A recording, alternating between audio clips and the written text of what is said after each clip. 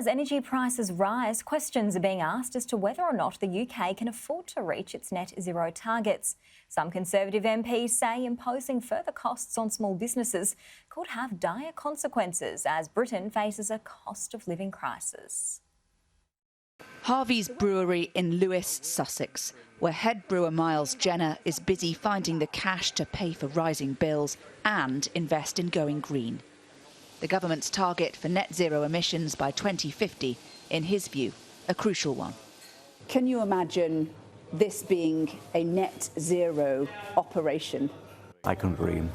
That is a goal which seems utopian, but one well worth aspiring to. So it's a price you're willing to pay? I think it's a price that we all have to pay. But some are worried. Better insulation, heat pumps, electric cars, hard to afford amid a cost of living crisis. Farmers don't make much money as it is, let alone with an extra forking out of however much it's going to be to change it all. As a small business owner, it's going to be very difficult to find funds. Some of these flats and houses need redoing, and you just haven't got the money to do it with. The government has promised support for households and businesses to decarbonise, but it cannot possibly pay for everything.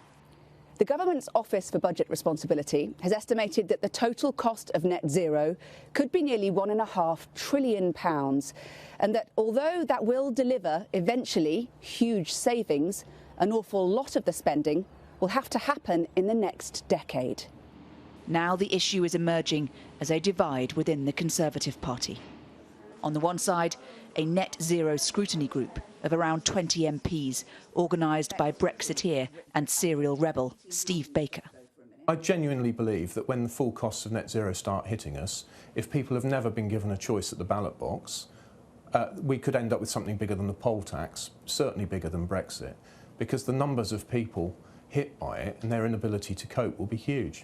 Not so, says the Conservative Environment Network.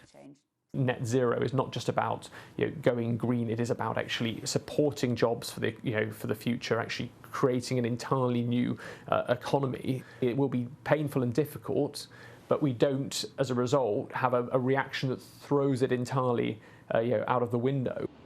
A defining opportunity or a fracture that will not heal. For the moment, at least, the future of the green revolution is not a certain one.